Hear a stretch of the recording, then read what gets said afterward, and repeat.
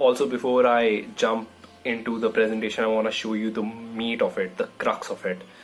And some people can, kind of move on and skip on the whole presentation thing based on what they like. But this is the impact story of it. So if you can see on my screen, this is a table, and this is the account-based marketing benchmarks, and they look crazy. I would say take them with a grain of salt, and most likely things won't be as positive as shown over here, or as negative as well. So the first thing I want to show you is, let me just zoom in here. So I've taken the screenshot of this topo report, and you can see that the people who were targeting like 100 accounts, they saw that almost 70% of those accounts engaged with them with a meaningful engagement. Second, out of those, let's say 100 accounts, 40 of them actually became opportunities. So basically, if I have 10 dream clients, with 4 of them I'm having meetings regarding selling my services, which is great, to be very honest.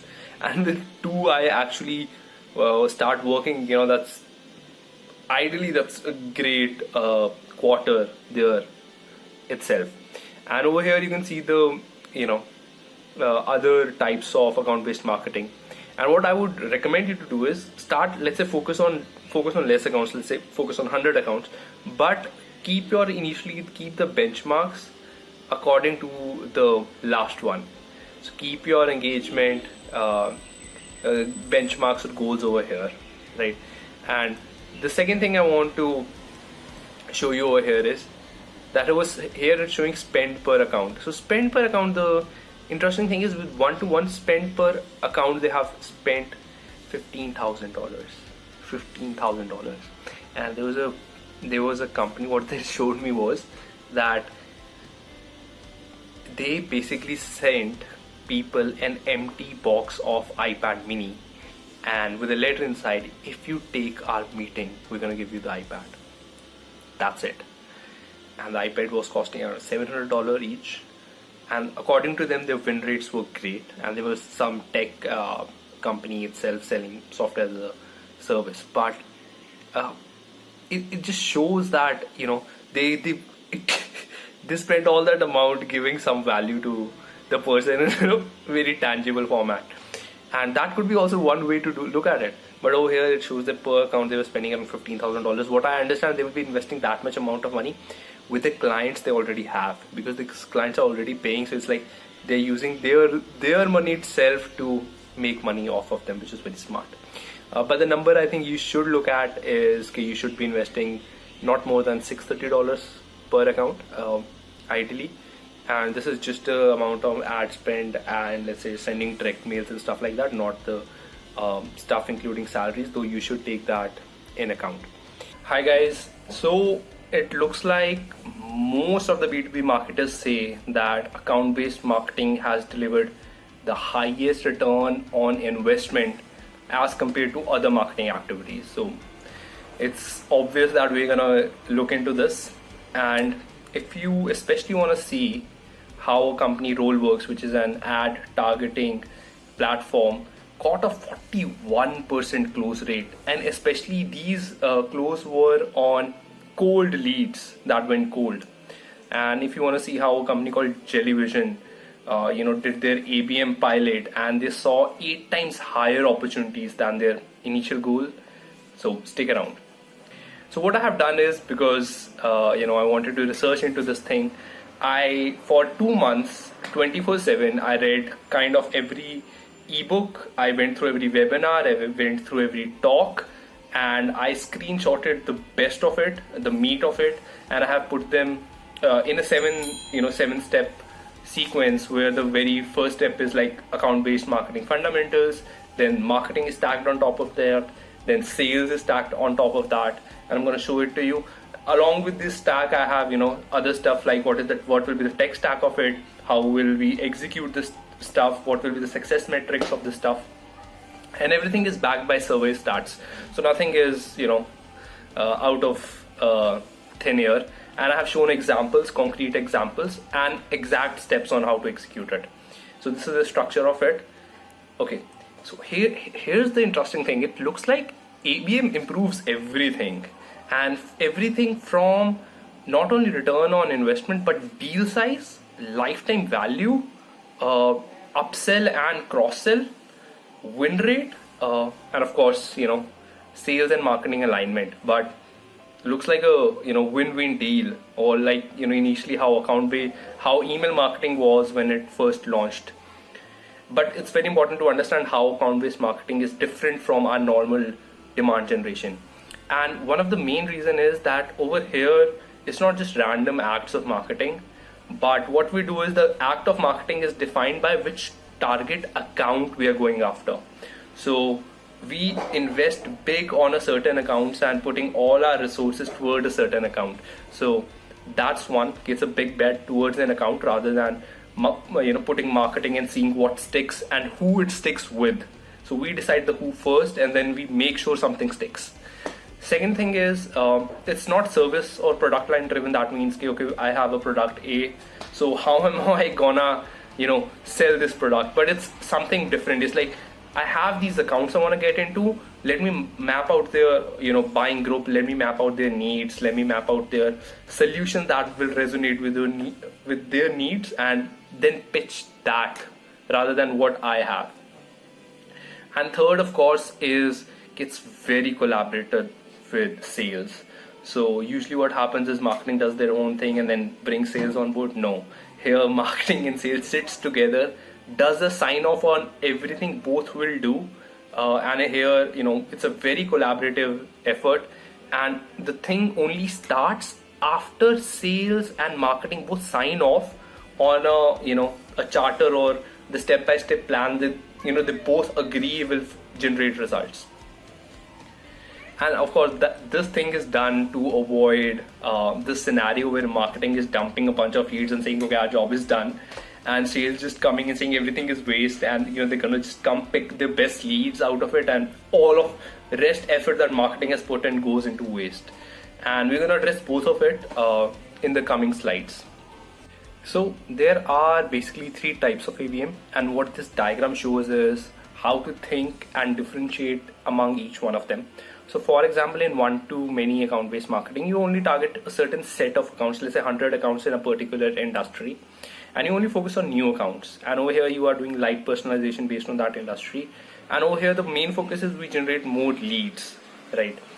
Then second type of account-based marketing is one-to-few. Over here, what we do, we make clusters of accounts that we want to get into, and then the targeting becomes much more specific. So let's say targeting is based on industry, based on the size of the company, based on when the company was founded, based on what their buying structure will look like and stuff like that, how many people they have in a particular department and stuff like that.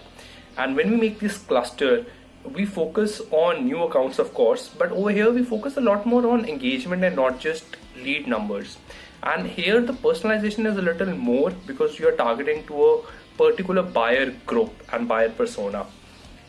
And the third type of account-based marketing is one. Over here, mostly companies, what they do is they target an existing account, and over here they have inside information of that account, what's going on and stuff like that, and they customize their marketing to only that person, their messaging to only that person, with addressing their problems and needs, and mapping their problems with their solutions. And so that maybe not in 3 months, but maybe in 6 months, these people will come back. Okay, I heard that you had the solution, we already have a relationship, I wanna get to know about that service also, right? So, and this is a very interesting graph. So over here, what it shows is that marketing comes after sales when it comes to B2B and in account-based marketing. And the company goals decides the sales goals, and that decides the marketing goals. And if you think about the sales goals, it's not only lead generation, but converting that lead also. And that also, our campaigns in marketing also need to address that, and account-based marketing does that. So over here, let the goal setting be done by the sales, and we negotiating on a middle ground over here. Okay, RollWorks. So let's jump into their example. They were doing a one-to-many campaign. As you can see on the screen, what they did was they were targeting a particular industry, and they showed their SDR, their telecaller, and they showed them via generic ads, via landing pages and emails. But the person started to know about the person who he's gonna receive a call from. And let's say he missed all this. So what they did was they further went in with a direct mail to that specific person. And now the person had, this person had the attention. Okay, there's a company called RollWorks. And now also he's seeing those ads and landing pages. And after this, when the person called, the person could recognize, okay, this call is coming from Dale from AdRoll. So this was a great campaign from them, and I'm going to show you the results that they got. And after they had a meeting with these people, the meetings that they converted, they also send a educational mailer to these people so that they actually execute on top of it. So not just lead generation, appointment setting, they went all the way ahead. And this is where it gets interesting. What they did was they saw that the people who did not progress over 35 days, and I guess he's spelling mistake in progress, but the people who did not progress in the stage in 35 days, they sent them another direct mailer with a to-do list of what to do in their marketing to generate more customers, because they were targeting marketers.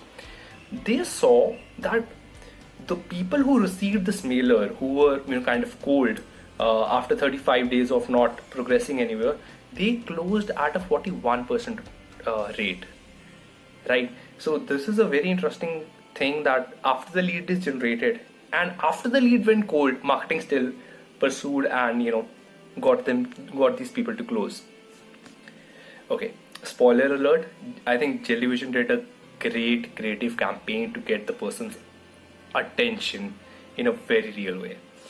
So what they did was they made this viewfinder, as you can see, the red thing, and it's a what you do is you click on here and it shows you a comic strip, and in the comic strip their target audience was HRs, and they said to the HRs that you are superheroes.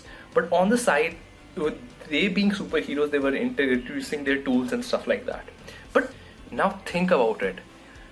These people had their 100% attention when they were looking through that thing, and they could not see a mobile, they could not see another screen or another tab they can switch to, and it was 100% focused attention on they being the superhero and it being resonated with their tool, Jellyvision's tool.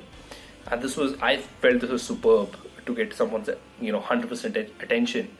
Now what they did was, after that there was another touch where they sent them the stuff you can see on the screen that had a list of things that they attached with that letter and how that thing helped these people in their life. But I would say that they could have gone with that superhero theme with these people.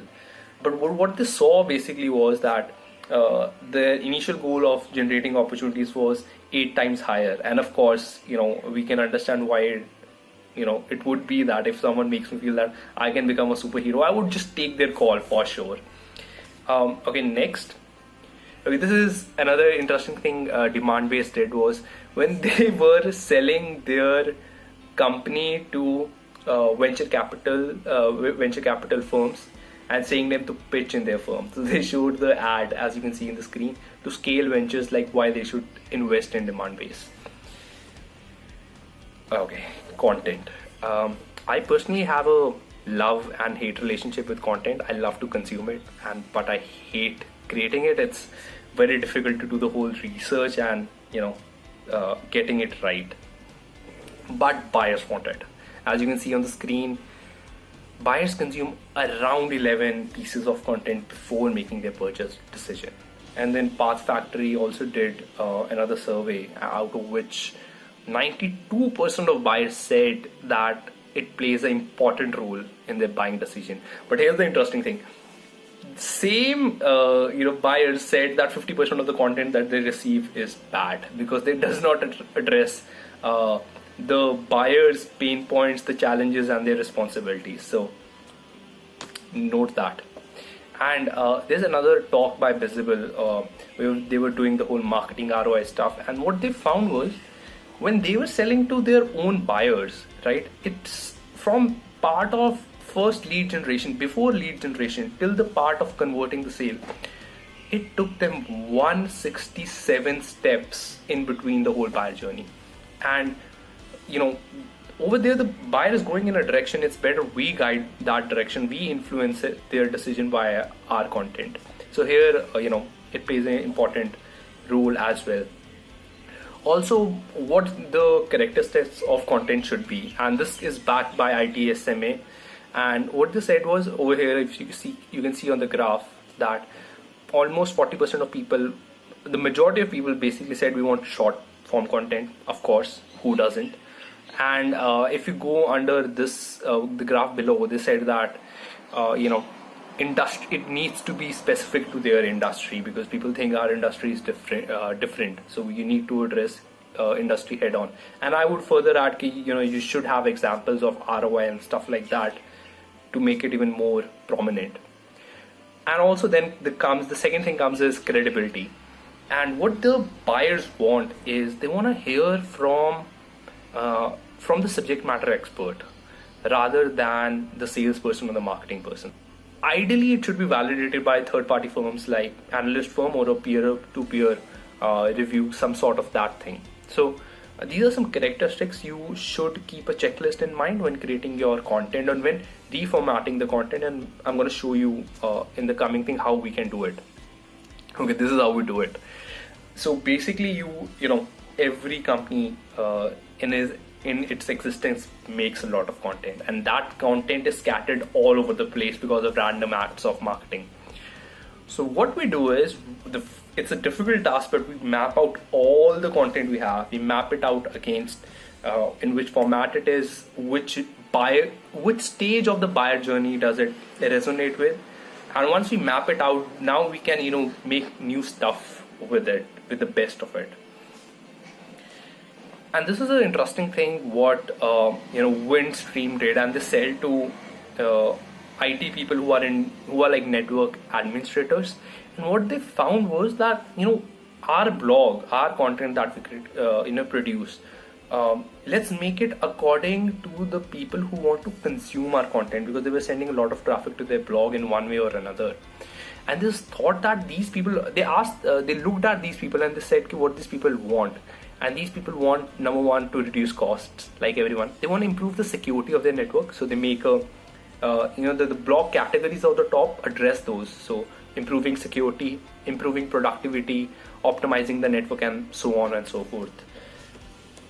And of course, that cannot be done unless you don't know what the responsibilities of your person is, what their goal is, what their challenges are, how they are measured. So this is a nice buyer persona infographic that Demandbased made, and you can use it if you are if you are pitching to the same sales and marketing people, right?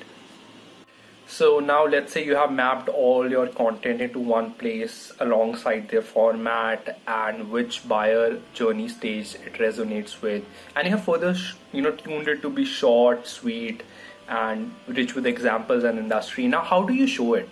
So there are platforms these days on content experience where you can put the company you're targeting, their logo over there, so they feel okay, this content is for us. And then you can put 10 pieces of content over there and let them select the content they want to read, and all this data is given back to you, that which content that this company read. And for example, this is an example of Uber Flip, and let's say a lead you have no interaction with, you can send them to this page and you can understand which things they're clicking on.